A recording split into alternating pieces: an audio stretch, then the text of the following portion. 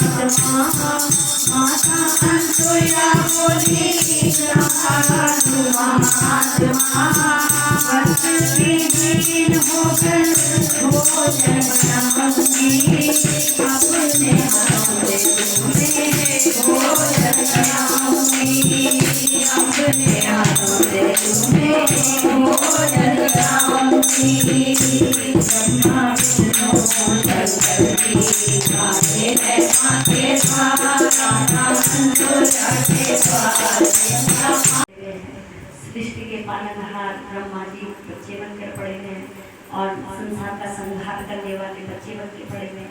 संसार का कार्यभार उसे देवियों ने कहा, नारद जी ऐसी आपने क्या विद्या पढ़ाई जो तीनों दिन का जो है? बोले हमने कुछ नहीं किया भाई, हम तो सिर्फ बताने आए थे कि अनसुया जैसी कोई पतिव्रता नारी आपने ही अपने पतियों को भेजा है, अब आप जाओ। बोले ये तो बताओ अनसुया रहती है। बोले चित्रकूट की भूमि पर है जहाँ मंदाकिनी गंगा स्वयं उनके कहने से चली गई। अब आप अपने पतियों को लेकर आओ। तीनों देवियों ने अपना का भेष बनाया, सात्विक वस्त्र पहने और जो है अनसुया माँ के द्वार पर भिक्षाम दे। माता ने कहा अंदर आ जाओ। तीनों के तीनों अंदर से जब माता ने नेत्र बंद किए और कहा अच्छा, पहले तो ब्रह्मा विष्णु महेश जी आए, अब तीनों के तीनों, और अभी तो मेरे को बेटे मिले हैं, अब मुझे बहुएं भी मिल गई हैं। बड़ा भगवान का शुक्रिया अदा किया प्रभु। कभी तो आपने कहा था 10,000 वर्ष की तपस्या करने के बाद कि आपको संतान की उत्पत्ति नहीं होगी, लेकिन आपने मुझे माँ बनने का सौभाग्य भी प्राप्त कर दिया, और आज आपने मुझे बहुओं को देने का सौभाग्य भी दे दिया। माताओं को बड़े प्रेम से घर के अंदर लेके आई, उनका आदर सत्कार किया और कहा कि आप क्यों आए हैं? बोले महाराज, हम आपके पतिव्रता धर्म की हम परीक्षा लेने आए थे, इसलिए जो है आज हम अपने पतियों को लेने आए हैं। आप कृपा करके हमको हमारे पति लौटा दीजिए। अंत से हमारे जल के छीले लिए और तीनों ब्रह्मा विष्णु महेश की नदी तीनों अपने रूप में आ गया। अगर किसी का एक्सीडेंट हो गया तो ट्रक वाले ड्राइवर कर जाएगी बात, उसको गाली पड़ेगी। जिसका जैसे हो रहा है, कोई बीमारी लग गई, किसी को कैंसर की बीमारी हो गई, कैंसर को लगेगा ये बीमारी बहुत भयंकर थी, कैंसर हो गया तो इस वजह से, मतलब कोई ना कोई बहाना लगेगा। गाली तुम कभी नहीं खाओगे, हाँ गाली मैं खाऊंगा। अब उसको बीमारी भी लगी, उसका इलाज नहीं हुआ, लेकिन लोग भगवान को गाली कर, मैंने सुना है बहुत। एकादशी के दिन जो लड़की खत्म हुई, उसकी बहन ने कितनी गाली सुबह से कि हमने कान बंद कर दिया। हमने कहा भाई, उसके बाद हम कभी गए नहीं। हमने कहा इतनी गाली भगवान को, एक तो इतने अच्छे दिन पे मरी है, उसने चाहे इस जन्म कुछ भी भोगा हो, लेकिन पिछले जन्म में तो कुछ ऐसा करके आए ना, लेकिन उसके बाद हम कभी नहीं गए। बहुत गाली सुनने लायक गाली नहीं जो भगवान पढ़, वो भी एकादशी के ऐसे ऐसे लोग भी है। इसलिए जो सुना होता है, जो हमारे साथ बीती होती है, वही हम कथा में मैं बताती हूँ। मेरे को जो पता होता है कि लोग ऐसे भी लोग हैं धरती पर, और हम भी बोल देते हैं कभी कभी कि तेरी पूजा पाठ करते, तेरी पूजा पाठ ही करते हैं। कभी कभी हम भी बोल देते हैं ऐसा नहीं तुम सुनते नहीं हो, तुम हमारे ये नहीं करते, लेकिन सुन सब रहा है, सब जानता है। पाशों से बांध दिए प्राण, वहीं पे ही शरीर छूट गया और सावित्री यमराज के पीछे पीछे चली गई। कई योजन यात्रा करने के बाद यमराज जी ने जब पीछे देखा कि सावित्री उनके पीछे लगी, तो बोले क्या चाहिए, तो वरदान मांगा, जो भी तो वरदान मांगेगी मैं तुमको दे देंगे, लेकिन सत्यवान के प्राणों के अनुसार ही, उसके अलावा कुछ भी मांगे। बोले मेरे सास ससुर का राज्य खोया हुआ है, उनको दे दो। बोले तथास्तु, सब कुछ मिल गया। बोले मेरे माता पिता की संतान नहीं है, मेरे माता पिता को 101 पुत्र दे दो। बोले तथास्तु, वो भी मिल गया। बोले संसार में जितने भी दुखियां हैं, सत्यवती सावित्री जो है चलती जा रही है, कई चीज़ों को पार किया। यमुना जी से पूछ भी रही है, सावित्री भी पूछ रही है, महाराज ये कोई ये नदी कौन सी जा रही? बोले बैतरणी है। बोले इसमें पापियों को डाला जाता है, जो किसी का मांस खाता है यहाँ से, तो बड़े बड़े रखे हुए कढ़ाई है जिसमें तेल उबल रहा है, उसमें मनुष्यों को डाला जा रहा है। महाराज इनको क्यों डाला जा रहा है? ये किसी का मांस खाते थे, इन्होंने किसी को सताया है, इसलिए जा रहे हैं। कई जंगलों में आग लगी है, जो जंगल में आग लगाते उन्हीं के लिए वो आग से पहाड़ में फेंक देते हैं। कहीं पत्थर बरस रहे हैं, महाराज उन्होंने पत्थर में, अब ये जो पत्थर फेंकते हैं देश को हानि पहुँचाते हैं, क्या इन पे यहाँ भी पत्थर बरसेंगे, वहाँ भी पत्थर बरसेंगे। ये पत्थर में चोट खाते हैं, वहाँ भी वही वर्षा हो रही है। तो ये सारा शरीर हमारा जितना भी चल रहा है, ये यमराज के कर्मों से चलता है। वहाँ आ गया सावित्री आगे आगे जाती है। बोले अभी भी तो लौटी नहीं, अब तो तेरा कर।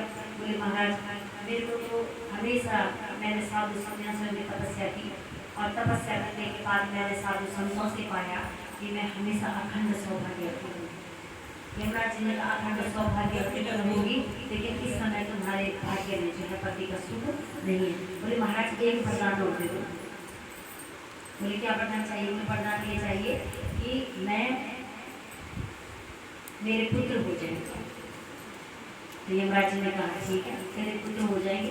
बोले महाराज कैसी बातें करो, जब मैं संसार में जाऊंगी। बोले कि तुम्हारे 1 साल तक तो कोई पुत्र ही नहीं था, तुम्हारा पति तो मृत्यु को प्राप्त हो चुका था, फिर तुम्हें मृत्यु प्राप्त हो गई पति से, अब तुम्हारे पुत्र हो रहे तो तू मेरे को भी कलंक लग जाएगा, मेरे को लोग चरित्रहीन कहेंगे। यमराज जी ने हाथ जोड़ दिए,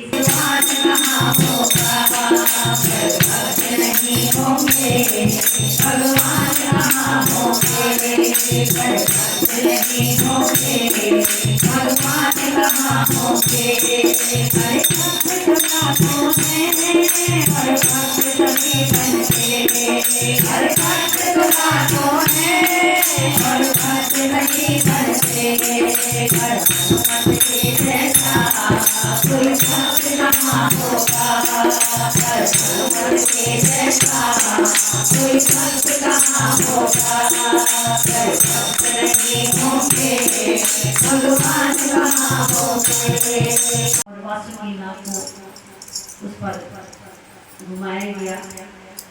एक तरफा दैत्यों को पकड़ाया गया खींचने के लिए, मंथन करने के लिए, और एक तरफा देवताओं को दिया गया। तो ये जो सृष्टि है ना, जब इस सृष्टि का नाश हो जाएगा, एक बार जरूर होते धुलाई होती है, जैसे हम अपने घर की सफाई करते हैं ना, पूरे घर को धोते हैं, ऐसे भगवान की धरती को धोते हैं, साफ सुथरा करते हैं जल से, पूरी जलमग्न हो जाएगी। पहले अग्नि वर्षा होगी और फिर जल की वर्षा होगी, और जल से भगवान इस पृथ्वी को दोहन करेंगे। उसके बाद सृष्टि की कैसी रचना होगी तो भगवान जानते हैं।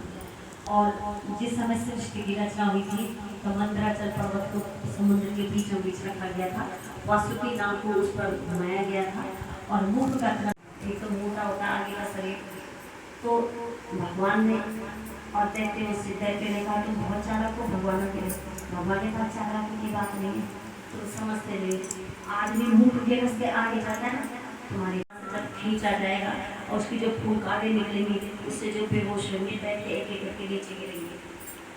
दैत्य के अंदर काम रखी ना, देवता तो इंद्र को जब कहा कि तपस्या करना, तो ऐसे तपस्या करने के नीचे आग लगेगी, मिर्च का धुआं लगेगा, और इंद्र ने कहा ना मुझे नहीं चाहिए संजीवनी मंत्र, मृत संजीवनी मंत्र मुझे नहीं चाहिए बाबा, तो शुक्राचार्य जी को दे दीजिए।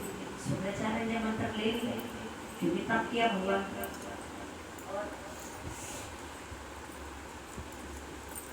देवताओं में और दैत्य में दोनों में खींचातानी बनी। सबसे पहले निकला कालकूट नाम का विष, जो भगवान भोलेनाथ के तप पूजा करके देवी देवताओं ने, जब दैत्य भी भागने लग गए, देवता भी भागने लग गए, तब बैठे थे भगवान अपनी साधना में, भगवान भोलेनाथ, और आए धरती पर कूर्म अवतार यानी कछुए का अवतार लिया भगवान विष्णु ने। इतना बड़ा अवतार लिया कि उस मंदराचल पर्वत को, क्योंकि जो कछुए का ऊपर का शरीर होता है वो बहुत हार्ड होता है, उसके ऊपर मंदराचल पर्वत को रखा गया, और मंदराचल पर्वत को खींच कर उसको मथुरे के जैसे खींचा जाता है। उस मंथन में 14 रत्न निकले थे, जिसको कि देवी देवताओं ने और देवताओं ने आपस में बांटा था। सबसे पहले तो भगवान भोलेनाथ ने उस कालकूट नामक विष को अपने गले में रोक लिया। भगवती जगदम्बा ने हाथ लगा दिया, प्रभु एक तो आपके गुरु आपके हृदय में रहते हैं, यदि आपने ये कालकूट नाम का विष पिया तो आपके गुरु को भी कष्ट हो। कितनी बड़ी, कितना मतलब सोची जाए तो कितनी बड़ी बात है। और भगवान भोलेनाथ ने जब वो कालकूट नाम का विष पिया तो भगवान को इतनी जलन हुई कि उन्होंने कहा, उन्होंने न पर्वत देखे, न पहाड़ देखे, न कुछ देखे, वो सीधे नीलकंठ पर्वत पर जाकर बैठ गए। वहाँ वो शांति से बैठे, लेकिन उनकी जलन कम नहीं हुई। ये जो कांवड़ जाती है ना, क्यों जाती है जानते हो आप?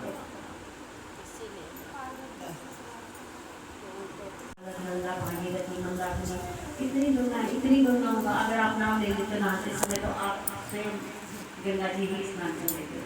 लेकिन इसलिए भी कहते हैं क्योंकि सगर ऋषि के जो 60,000 पुत्र थे उनको भस्म कर दिया था कपिल देव भगवान ने अपने तप से। जब वहाँ अश्वमेध यज्ञ का घोड़ा छोड़ा गया, और अश्वमेध यज्ञ का घोड़ा छोड़ने के बाद कपिल देव भगवान के आश्रम में इंद्र ने देखा कि कहीं सगर ऋषि का यज्ञ पूरा न हो जाए, इसे बहुत बड़ी उपाधि मिल जाएगी, इसलिए उसने वहाँ से घोड़ा छुपा लिया। और कपिल देव भगवान के आश्रम के पेड़ के पीछे अब एक ऋषि तो नेत्र बंद करके बैठा था, तपस्या में लीन हो रखा, और एक ऋषि के पीछे 60,000 पुराने पड़ जाए, सब बोलेंगे तू नहीं चुराया, तू नहीं चुराया। उन्होंने कहा मैंने चलाया था हाथ में चल के जाओ समुद्र। पहले उन्होंने पूजा, जो समुद्र बनाया था ना, ये कहते हैं कि 60,000 पुरुषों ने इतना बड़ा गड्ढा कर दिया धरती के अंदर में कि वहाँ आज समुद्र बन गया। तो समुद्र उन्होंने बनाया 60,000 पुरुष, और जब बिगाड़ी का उन्होंने पसंद कर दिया तो उसी गड्ढे के अंदर सबके सब चले गए।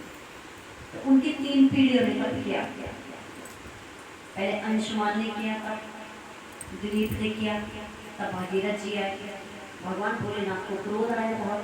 भगवान ने कहा 3 पीढ़ियाँ इतना तप कर गई और हे गंगा तुम अभी तक प्रकट नहीं हुई, क्यों नहीं हुई? गंगा माँ ने कहा महादेव प्रकट होने के लिए तो मैं हो जाऊंगी, लेकिन जब मैं प्रकट होंगी मेरा वेट कौन संभालेगा? प्रकट तो मैं आ जाती, अंशुमान ने तब किया तब, लेकिन एक कारण और भी था इसके पीछे कि कपिलदेव भगवान के आश्रम से भगीरथ जी आए। तब तो अंशुमान जी ने भी किया, दिलीप ने भी किया, सगर ऋषि ने तब किया कि नहीं मेरे पुरुषों का उद्धार हो जाए, मेरे पड़पोते जो भी जितने भी। लेकिन भागीरथ नाम से कि वे मुझे अपनी जटाओं में स्थान दे देंगे। तब जो है भागीरथ जी ने भगवान भोलेनाथ का तप किया और कहा हे महाराज, हे भगवान भोले, आप जो है अपने शीश पर अपनी जटाओं में स्थान दे देते ही तो, और तब जाकर मैं जो है आऊँगी। भगवान भोलेनाथ ने कहा मैं भी स्थान दे दूंगा, लेकिन इससे पहले विष्णु भगवान के चरण तभी से आएगी। भगवान ही तो अपने चरणों से भेजेंगे। भगवान विष्णु माने जल भी होता है ना, नारायण माने भी जल भी होता है। तो हर हर विष्णु हर विष्णु हर रंगे बोलते हैं, तो विष्णु माने जल भी होता है। तो विष्णु भगवान ने कहा कि मेरे चरणों से निकलकर गंगा भगवान भोलेनाथ के शीश पर, और वहाँ से गंगा जी जो है धरती पर भागीरथ जी पीछे पीछे। भागीरथ जी ऋषि मुनि थे और मुनि मन की गति से चलते थे, तो मन की गति से जहाँ जहाँ वो चलते गए वहाँ वहाँ गंगा माँ आती रही। गंगा तेरा जल लगे मुझे प्यारा प्यारा, गंगा तेरा जल लगे मुझे प्यारा प्यारा,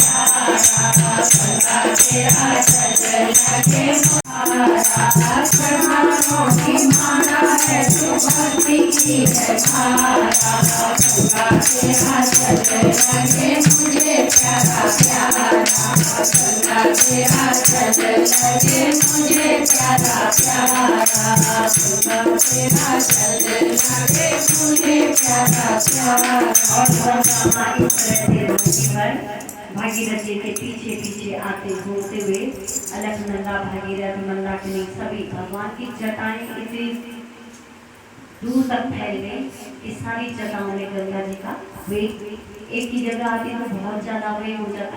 इसलिए गंगा जी ने भगवान की जटाओं में अलग अलग जगह जाकर प्रविष्ट हुए, और यहाँ गंगा जी जो है भागीरथ जी के पीछे पीछे आके कलकत्ता में गंगा सागर में पहुँच गई। बहुत सारी गंगाएं मिलकर बनी है, गंगा सागर जो बना है, हाँ बहुत सारी। और वहाँ आकर गंगा जी जो है जब आई तो कपिल देव भगवान ने बहुत प्रसन्न हुए और उन्होंने उनके 60,000 पुरखे जो हैं जीवित कर दिए। जीवित नहीं करे मतलब उनको मोक्ष की प्राप्ति करा दी। वो सभी अपना दिव्य रूप धारण करके स्वर्ग की प्राप्ति की। भागीरथ जी ने भी कुछ समय तक पृथ्वी पर रहे और उन्होंने निधन करने के बाद उन्हें दिव्य रूप धारण करके स्वर्ग की प्राप्ति की। बोले भगीरथ जी महाराज की।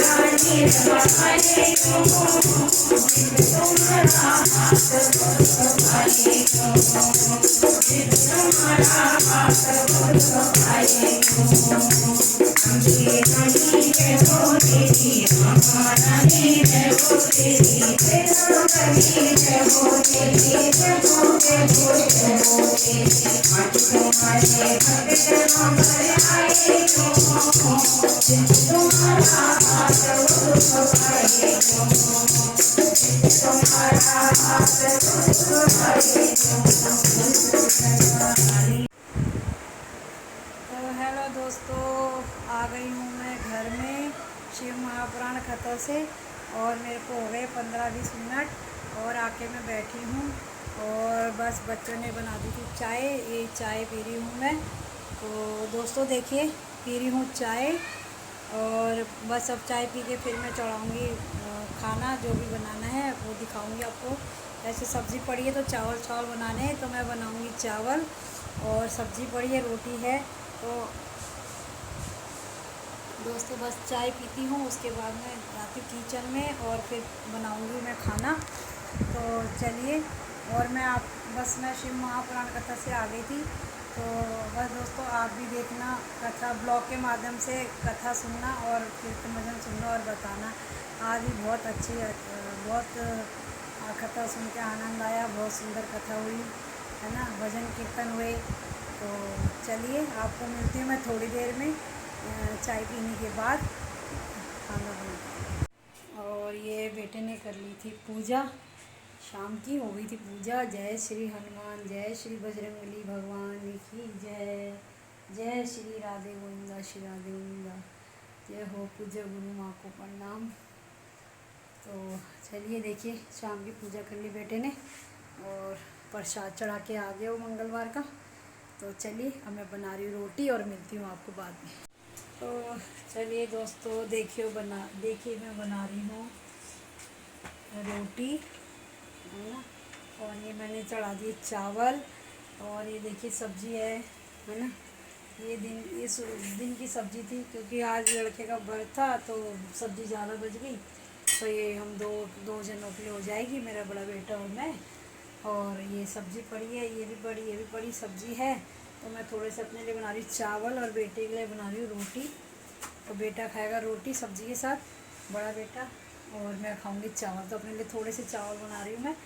तो आज हमारा यही रात का खाना है। तो मैं आके बस मैंने चाय पी और मैं ये बनाने लगी हूँ, और मैं बेटे को दे रही हूँ रोटी बना के गरम गरम। तो चलिए आपको मिलती हूँ मैं खाना खाने के बाद। तो चलिए दोस्तों, खाना हो गया है, मैंने खाना खा लिया था, बच्चों ने भी खा लिया और बच्चे तो लेट भी गए हैं। और अभी हो रहे हैं 10:20 और अब मैं जा रही हूँ किचन साफ़ करने। रसोई में बर्तन पड़े हैं और तो देखिए अब करूँगी मैं किचन साफ़। और ये देखिए बर्तन पड़े हैं, इन बर्तन को धोऊंगी और ये सब बर्तन पड़े हैं धोने के लिए। तो चलिए करती हूँ किचन साफ़। किचन साफ़ करके मिलती हूँ आपको। खाना खाते मैंने दिखाया नहीं, खाना मैंने बनाया था चावल है ना, रोटी, तो वही हमने सब्ज़ी रोटी खा ली थी। और बस दोस्तों अब मैं करती हूँ किचन साफ़। तो चलिए करते हैं किचन साफ़, बर्तन धोते हैं और फिर मिलते हैं आप। चलिए करते हैं रसोई साफ़।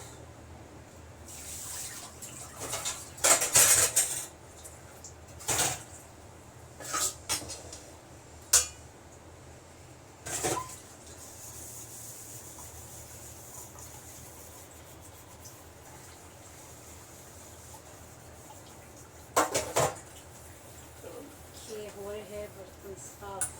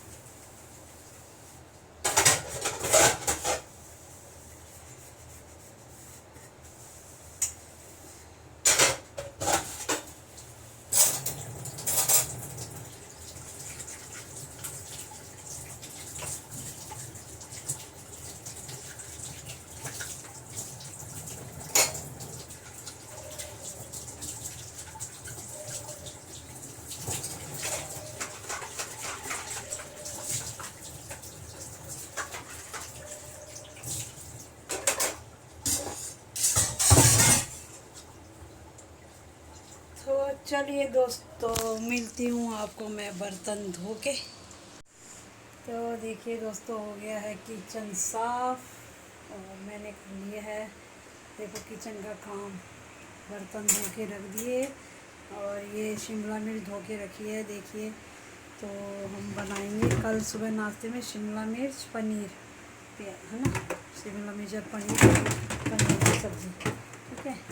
तो ये हमने धो दिए शिमला मिर्च, ये देखो गिर गई थी ना। और ये सुखाने के रखेंगे इसको हम, तो मैं सुखाऊंगी पंखे के नीचे।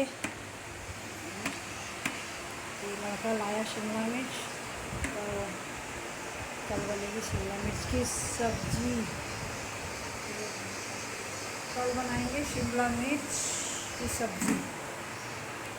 दोस्तों शिमला मिर्च धो के रख दी है और ये कल बनाएंगे हम शिमला मिर्च और पनीर सुबह नाश्ते में। ये लड़का लाया शिमला मिर्च तो मैंने धो दी है, अभी थोड़ा हवा लगा दूँगी इसमें और फिर इसको हम सुबह काटेंगे। और ये सीताफल देखो उठा के ले आया इतना बड़ा। और चलिए दोस्तों बाकी मैंने कर लिया है किचन का काम, हो गई है सफाई और बस ये देखिए सब सफाई कर दी मैंने किचन की अच्छे से, सिंक वगैरह सब साफ़ हो गया है। और ये शिमला मिर्च धोई थी ना, तो ये सब मेरा है। तो चलिए और इसको हम ढक देते हैं बर्तनों को, है ना, कपड़े से। तो ये देखिए ये मैं ढक देती हूँ कपड़े से।